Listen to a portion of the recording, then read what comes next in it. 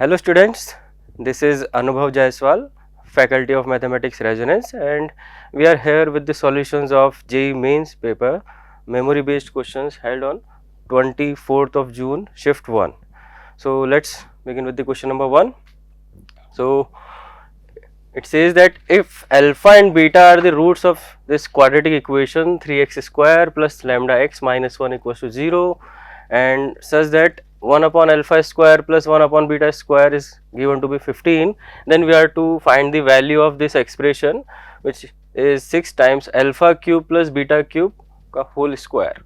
Okay, so what we can write from this quadratic equation is alpha plus beta, which is equal to minus lambda by 3, and also product of root, which is alpha beta, which is equals to minus 1 by 3.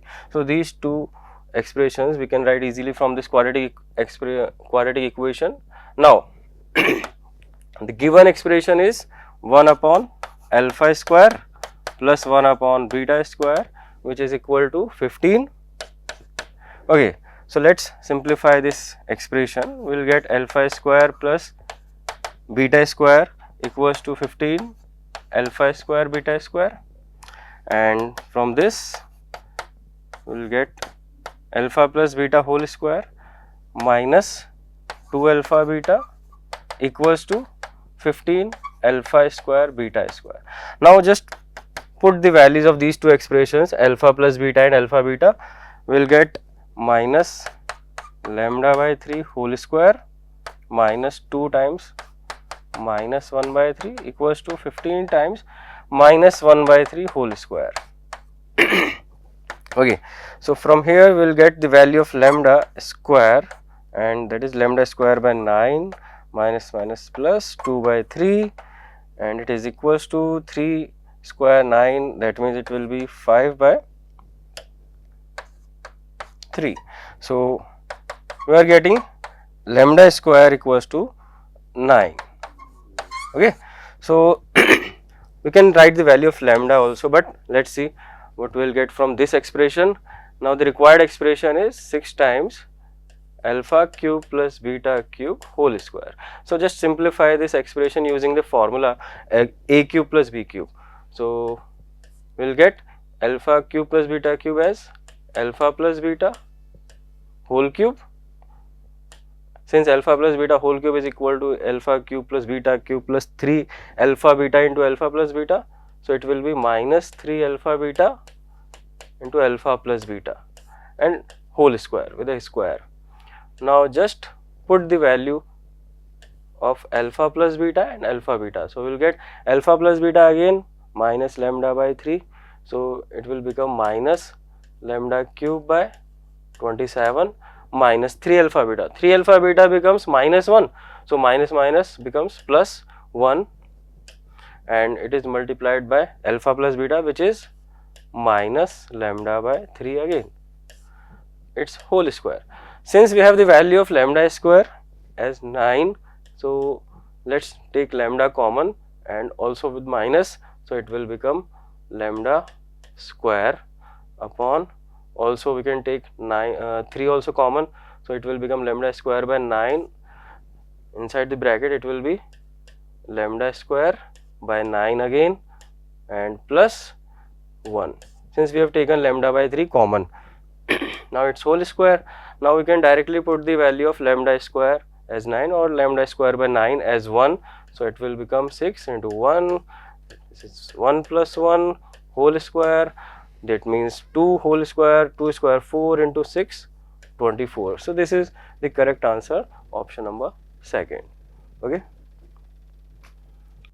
okay, so let's move to the question number 2nd.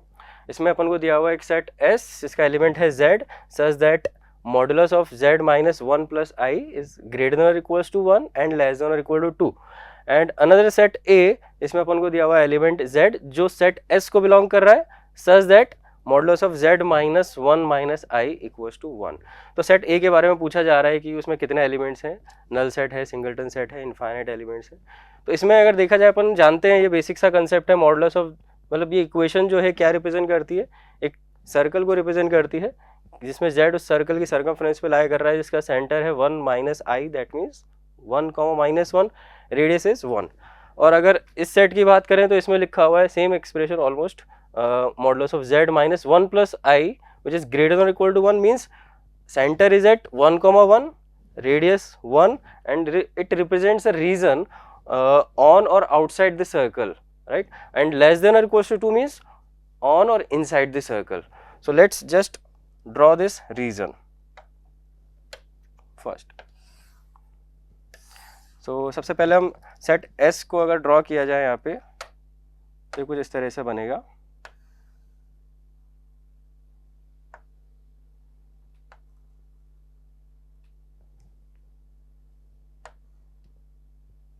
Okay, now this is the first circle with center 1, 1.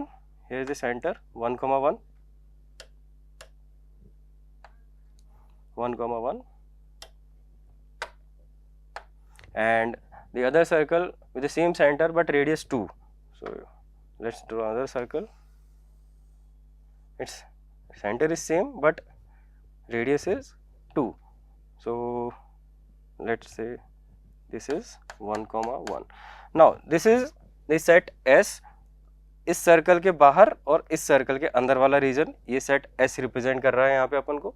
और set A में जो बोला गया है उसमें जो element Z है वो इस सेट S को बिलोंग कर रहा है। इसका मतलब अपन क्या समझ सकते हैं कि अब जो सेट A में अपन जो सर्कल बनाएंगे उसका सेंटर है 1, माइनस 1, सिंस दिस इज 1, 1 और सेंटर उसका है 1, माइनस 1 जो उसके एग्जैक्टली बिल्कुल नीचे होगा यहाँ पे कहीं, इसको अपन बोल देते हैं वो पॉइंट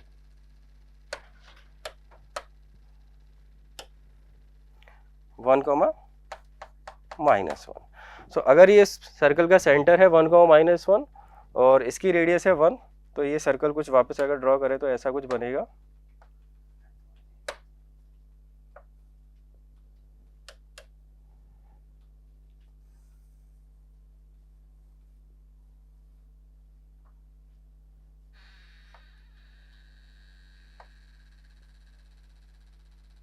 जो इसका एग्जैक्टली नीचे होगा। ओके, सो इसमें अपन देखने की कोशिश करते हैं, अगर ये सर्कल ऐसा है जिसमें z लाई कर रहा है इस सेट के अंदर और साथ में इस सेट का एलिमेंट भी z है जो इस सेट को बिलोंग कर रहा है, इसका मतलब जो भी अपन को z देखना है अब इस रीजन में अपन को देखना है। दिस इज द रीजन जो सेट S रिप्रेजेंट कर रहा था। ओके, नाउ अब क्योंकि सेट A में जो Z एलिमेंट है वो सेट S को बिलोंग कर रहा है तो अपन इसी रीजन को देखेंगे। अब साथ में अपन को ये भी देखना है कि Z इस सर्कल पे लाई कर रहा हो, सर्कल की सर्कमफ्रेंस पे लाई कर रहा हो जिसका सेंटर है 1, minus 1 and radius is 1। So this is this circle. अब इसकी सर्कमफ्रेंस को भी देखना है और उस रीजन में भी अपन को जाना है, तो इसमें अपन को जो कॉमन रीजन यानी कि कॉमन एरिया, कॉमन जो लाइन मिल रही है वो ये वाली है। तो इसमें अगर अपन ये पॉइंट देखें, ये पॉइंट A है, ये पॉइंट B है, तो अपन ऐसा बोल सकते हैं कि जो सेकंड सर्कल अपना बन रहा है जिसका सेंटर है 1, माइनस 1, रेडियस इज 1, तो उस सर्कल का जो ये माइनर आर्क बन के आ रहा है इस पर जितने भी एलिमेंट होंगे, जितने भी पॉइंट होंगे Z, वो इसको तो सेटिस्फाई कर ही रहे हैं और क्योंकि अपन इसी रीजन के अंदर हैं तो इसको भी सेटिस्फाई कर रहे हैं। तो इसमें जितने भी पॉइंट्स आएंगे इस माइनर आर्क पे वो दोनों को सेटिस्फाई कर रहे हैं। सो वो सारे के सारे पॉइंट्स अपने सेट A में आ जाएंगे। तो ऐसे इस माइनर आर्क पे कितने पॉइंट्स हो सकते हैं, किसी भी माइनर आर्क पे, किसी भी आर्क पे इनफाइनाइट पॉइंट्स होंगे। So correct answer is 4th option, infinite elements. Okay, so let's move to the question number 3rd। इसमें अपन को एक इक्वेशन दी हुई है, trigonometric equation sin theta tan theta plus tan theta equals to sin 2 theta, और इसमें बोला गया है सच दैट थीटा का जो इंटरवल है वो है -π to π open interval not equals to +-π/2। इसका एक और पार्ट है, इसमें अपन को एक समेशन दिया हुआ है cos 2 theta, theta is the solution of the above equation. We have to find the value of this sum t plus number of elements in S। तो इसके दो पार्ट से 1 बाय 1 हम सॉल्व करते हैं। तो पहला काम है अपन इस ट्रिग्नोमेट्रिक इक्वेशन को सॉल्व करते हैं। इसमें डायरेक्ट अपन देखें sin थीटा tan थीटा, तो tan थीटा अपन कॉमन ले सकते हैं। tan थीटा कॉमन लेने के बाद अपन को मिलेगा sin थीटा +1 और sin 2 थीटा को अपन लेफ्ट साइड में ले आते हैं और उसको हाफ एंगल में कन्वर्ट कर लेते हैं। 2 sin theta into cos theta equals to 0। Okay, so now इसमें क्योंकि tan थीटा है, इधर sin थीटा भी है, तो हम एक काम कर रहे हैं, इसमें साइन बाय कॉस लिखकर हम इसको कॉमन ले लेते हैं, पूरा एक्सप्रेशन tan थीटा को ही, अंदर अपन को बचेगा sine theta plus 1 minus 2। Sine theta अपन ने कॉमन ले लिया है इस 10 में से, अपन ने कॉस को भी बाहर डिवीजन में लिखा है, दैट मीन्स ये यहाँ पे आ जाएगा मल्टीप्लिकेशन में कॉस इंटू कॉस। सो tan थीटा कॉमन निकालने के बाद अपन को ऐसे दो फैक्टर्स मिल गए। नाउ इसमें क्या है, एक सॉल्यूशन अपन को यहाँ से मिल रहा है फर्स्ट फैक्टर से साइन थीटा इक्वल्स टू 0, और यहाँ से तो एक सॉल्यूशन भी मिल जाएगा in the given interval, open interval है -π to π, इसमें अपन को एक ही सॉल्यूशन मिलेगा theta equals to 0। This is the first solution of this equation in the given interval. Now the second factor is sine theta plus 1 minus 2 cos square theta equals to 0। अब क्योंकि यहाँ पे कॉस स्क्वायर थीटा है, यहाँ पे sine theta है, तो अपन क्या करते हैं, कॉस स्क्वायर थीटा को साइन स्क्वायर थीटा में कन्वर्ट कर लेते हैं, 1 minus sine square theta equals to 0। Now we have the quadratic equation in sine theta which is 2 sine square theta plus sine theta plus 1 minus 2, that means -1 equals to 0। और इसको अगर आप direct solve करना चाहें direct कर सकते हैं, formula लगा सकते हैं, इसमें डायरेक्ट फैक्टर्स भी हो रहे हैं। Factor of this quadratic is sine theta plus 1 multiplied by 2 sine theta minus 1 equals to 0। Okay, so इससे अपन को साइन थीटा की दो वैल्यूज मिल रही हैं, first one is -1 and second one is 1/2। और अपन को क्योंकि गिवन इंटरवल में देखना है तो थीटा की अपने पास कितनी वैल्यूज आ सकती हैं, -1 अगर अपन देखें तो अपन को मिल सकता है -π/2 पे, बट क्योंकि उसमें मना किया हुआ है -π/2 नहीं ले सकते, तो ये वैल्यू हो जाएगी रिजेक्ट, इसको अपन नहीं ले पाएंगे। प्लस 1/2 अपन को मिलेगा -π से π में दो बार, एक बार फर्स्ट क्वाड्रेंट में π/6 रेडियन पे यानी 30 डिग्री, एंड सेकेंड क्वाड्रेंट में एक बार मिलेगा 150 डिग्री, दैट मीन्स 5π/6। तो थीटा की दो वैल्यूज यहाँ से आ गई अपने पास, π/6 एंड 5π/6। फर्स्ट वैल्यू अपन को ऑलरेडी मिल चुकी है 0। तो नंबर ऑफ सॉल्यूशन अगर देखा जाए first quadratic equation trigonometric equation के, तो वो है अपने पास number of solution set S में 3, 2 तो इधर से आ गए π/6 5π/6 और एक 0 आ गया था, 3 सॉल्यूशन आ गए। अब अपन को करना क्या है, यही थीटा की जो वैल्यूज अपन को यहाँ से मिली हैं, 3 सॉल्यूशन जो मिले हैं, इसको अपन को यहाँ पुट करना है और इस समेशन की वैल्यू फाइंड करनी है टी की। So let's just put the values of theta here. So cos 2 theta, first value is 0, so it becomes cos 0 plus next second value is π/6, so cos 2 into π/6 becomes π/3 plus next value is 5π/6 into 2 किया तो 5π/3। so ये t की value यहाँ से अपन को मिलेगी, cos 0 means 1, cos π/3 means 1/2 and cos 5π/3 means in fourth quadrant 2π minus π/3, it is same as π/3। so यहाँ पे फोर्थ क्वाड्रेंट में सेम वापस पॉजिटिव वैल्यू मिल रही है 1/2, तो ये फाइनल t की जो वैल्यू मिल रही है अपन को वो मिल रही है 2। Now the required answer is what, sum find करना था t plus ns, so t plus ns, so t is 2, number of elements in set S is 3, so it is 5. So final answer is second option 5. Okay. Okay. So next question number 4. इसमें अपन को दिया हुआ एक circle की equation है x² + y² + ax + by + c = 0। इसमें एक पॉइंट दिया हुआ है 0,6 से पास हो रहा है और टच कर रहा है पैराबोला को, y = x² एक पैराबोला को पॉइंट 2,4 पे टच कर रहा है, तो a + c की वैल्यू पूछी है। तो इसमें काम करते हैं, अगर इसको एक रफ पिक्चर बनाने की कोशिश करें तो कुछ ऐसा बनेगा, y = x²,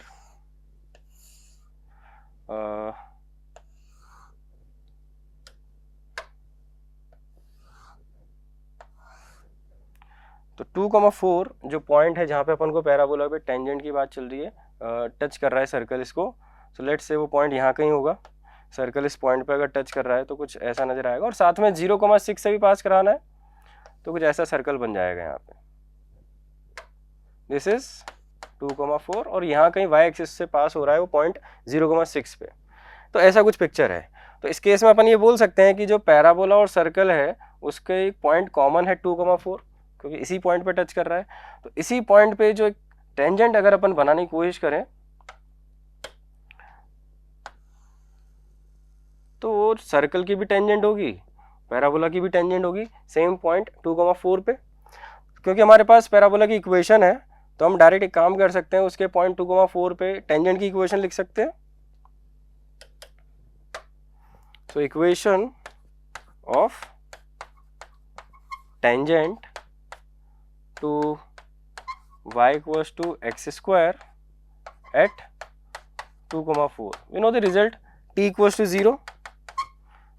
So using t equals to 0 we can write the equation of tangent as y plus y1, and that means 4 upon 2 equals to x square replaced by x1, x1 means 2. So the equation of tangent is 4x minus y minus 4 equals to 0. So this is the equation of tangent at that point 2,4. So what we are saying is कि ये circle की भी tangent है।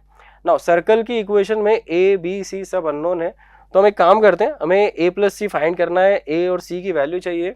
तो इसमें हम इसको इन सब को यूज़ करते हैं कि हम ऐसा बोलते हैं कि लाइन की इक्वेशन हमारे पास है, उस पर एक पॉइंट हमारे पास है 2,4. So we can write the equation of circle using the concept of family of circle. So for that what we need to do is we just need to let equation of circle. So if we assume if we let the equation of circle using family of circle, so it is s plus lambda l equals to 0, where s is what, the point circle with center at 2,4, radius 0 obviously.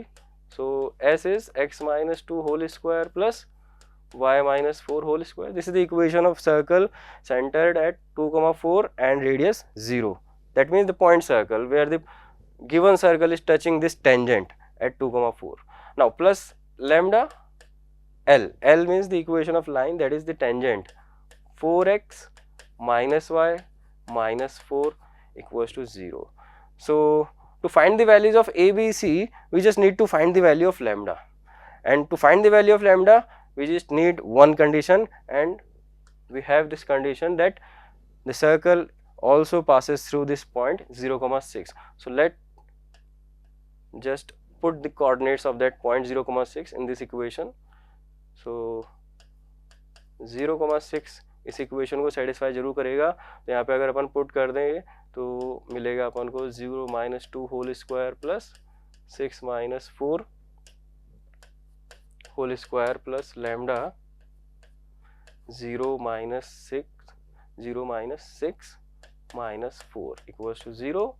From here we will get the value of lambda as 4 plus 4 8 by 10, that means lambda is coming out to be 4/5.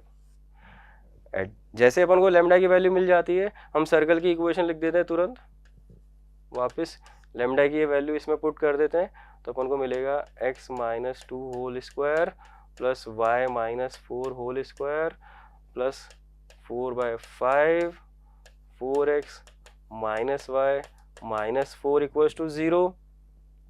Now just simply write this equation in general form by opening these squares. So we will get x square plus y square minus 4x plus 16/5. 16/5 minus 4 is minus 4/5x. Okay, now minus 8y and minus 4/5. So minus 8 minus 4/5 is इसको अपन simply लिख सकते हैं minus 8y minus 4/5. So ये जाएगा 44/5y. Okay, and the constant part is, since we have to find the value of c, that is 4 plus 16 20. 20 minus 16/5 is 20 minus into 500. 100 minus 16 is 84/5. So this is the equation of this circle in general form, which is given to be x square plus y square plus ax plus by plus c equals to 0. तो अगर अपन compare करें इस equation को directly, so will get the value of a as -4/5 and the value of c is 84/5, and since we have to find the sum of these two, so we can easily find the sum a plus c now, which will be equals to 84 minus 4, 80/5. 80/5 is 16. So this is the final answer, a plus c 16, first option. Okay. Okay. So next question number 5 पे आते हैं. इसमें differential equation अपन को दी हुई है y dx/dy equals to 2x plus y cube into y plus 1 into e power y, और एक value given है. यहाँ पे जो डिफरेंशियल इक्वेशन दी गई है, यहाँ पे दिया हुआ है x of y equals to x. That means बोल रहा है कि x जो है y का एक फंक्शन है और उसको x लिखा हुआ है यहाँ पे डिफरेंशियल इक्वेशन में. तो अपन इस डिफरेंशियल इक्वेशन को सॉल्व करते हैं. वहाँ से अपन को जो इक्वेशन मिलेगी उसमें कांस्टेंट फाइंड करने के लिए एक वैल्यू दी हुई है. उसके बाद अपन को एक पर्टिकुलर वैल्यू बतानी है इस फंक्शन की at y equals to e.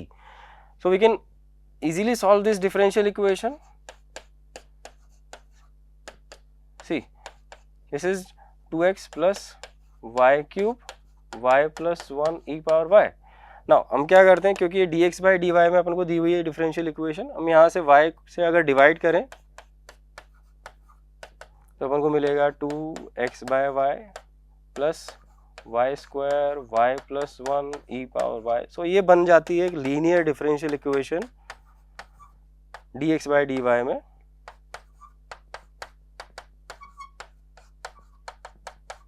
Okay.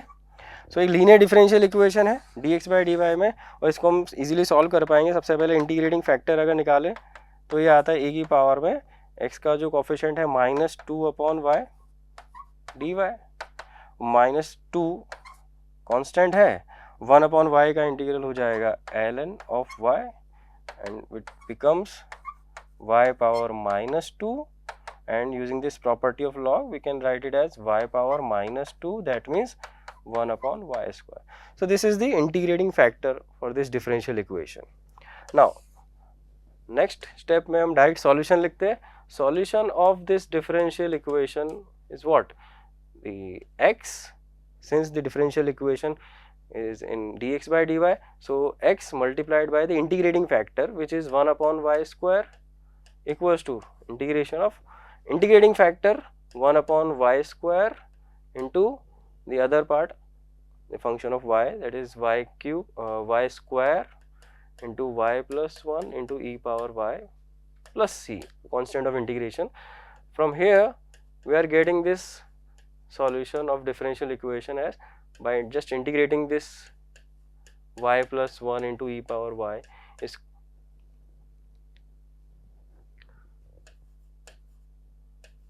इसको हम इजीली इंटीग्रेट कर पाएंगे.